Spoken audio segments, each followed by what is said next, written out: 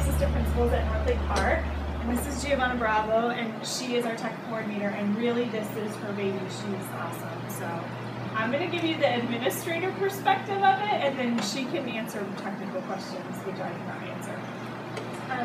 So when we became a pilot school, we learned a lot about this, and our teachers are really heavily reliant on the share drive.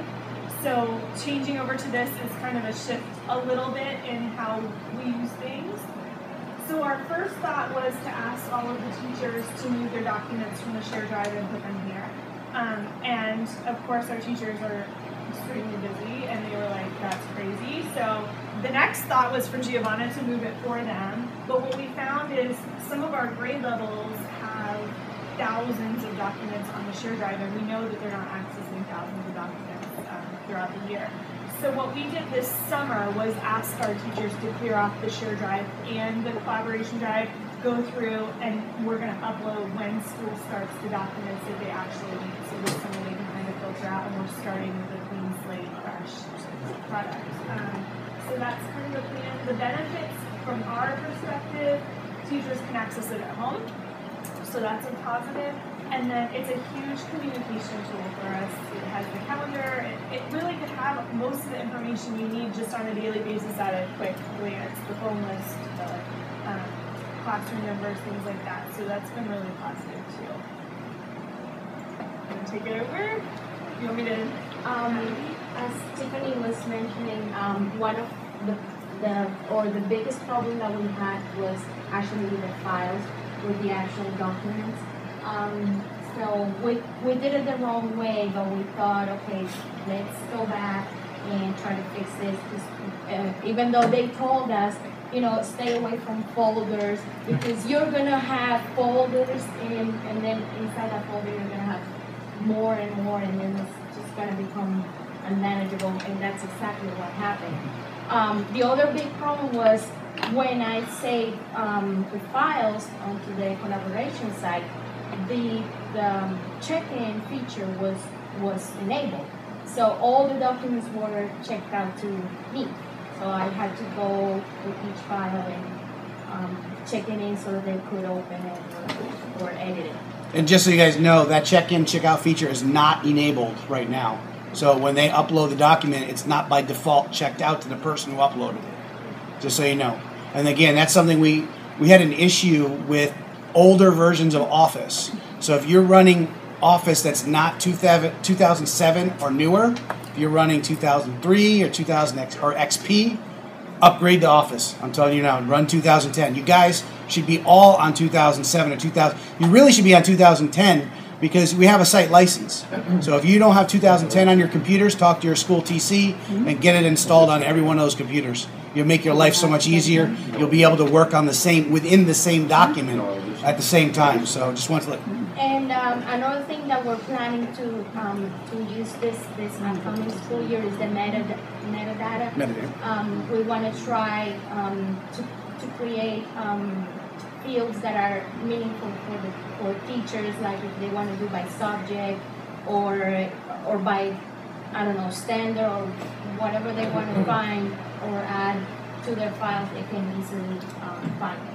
But the way we have it now is like some grade levels have 2,000 plus documents, and you know that's been our biggest barrier. But the calendar we use.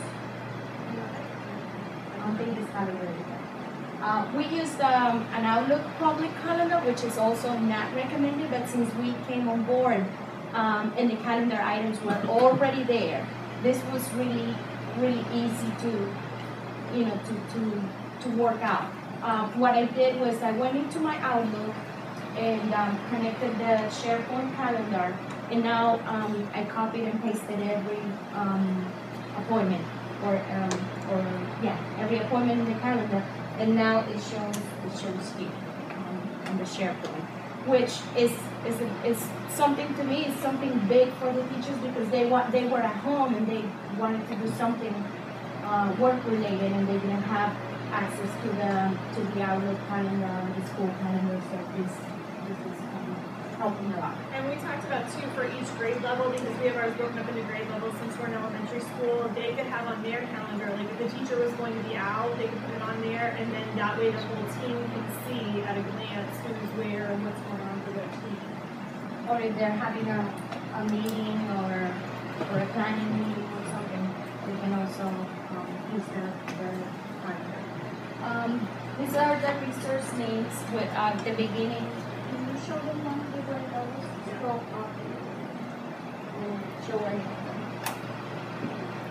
We have just a bunch of links like right here in our main page. So we just work a little bit and organize it by categories. But something that I really like about this version of SharePoint is the pages are very easy to edit.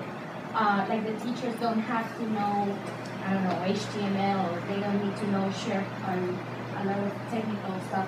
They can just edit and then start typing and then save. You don't have to approve and then or submit for approval and then all that. Just edit and save. What else can you tell them? Yeah, we have our technology still on the old SharePoint. That's the only thing that we haven't migrated yet. But this is like a new tutorial request that we have. We just added it in there. The teachers can go in with their request. I'm pretty sure other schools use it in their SharePoint. Can we show the resource?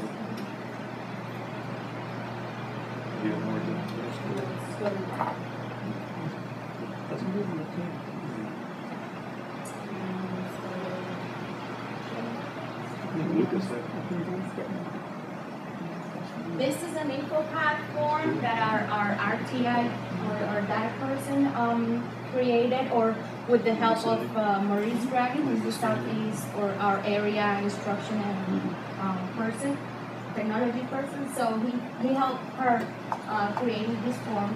Yes.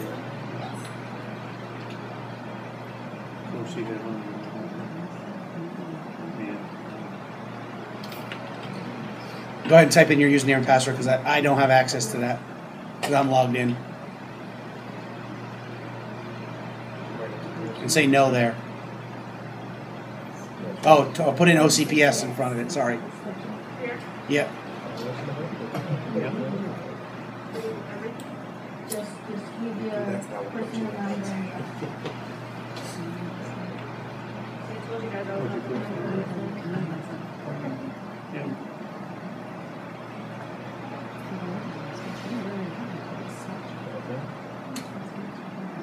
She doesn't have permission. Yeah. This is not a. Well, it's just an info pad form. They fill it out and they save them in there, and then that way she has all the information for her data meetings. I'll try to go in later on my computer and show you this, what she's talking about with her info pad. What's it under? It's a resource and data. Okay, thank you. We show the newsletter. And then the box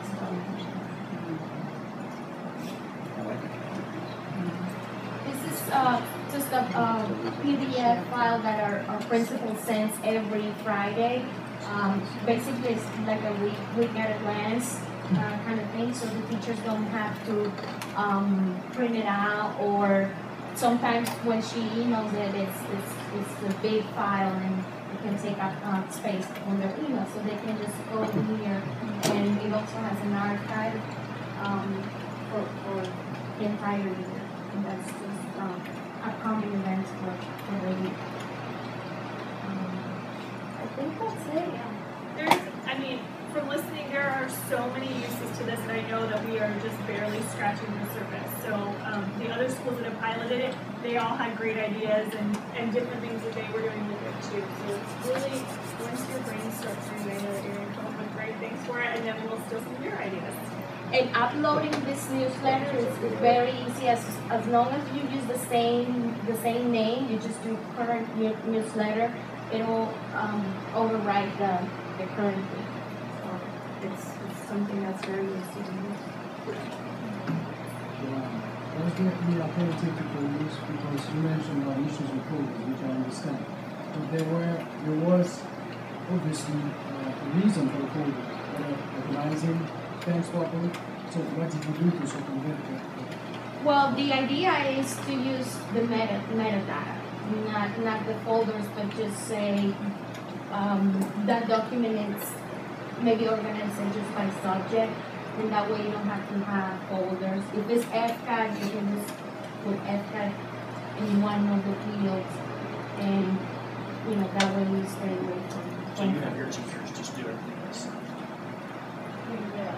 Or you We will, yeah, because right now it's still folders. I think that everybody's going to see that as a challenge because I think that's just the way that we've kind of become accustomed to storing things. So I think that's a challenge probably all of our schools are going to face is changing that mindset. It might take a while. But it's true. Sometimes they have the same file in 2 or 3 different places with different names. Whether if you just see a list, you can easily see that the document is in there twice, or that one of the documents is outdated if it has the date or something. Thank you, guys. Is there any other questions you have for them?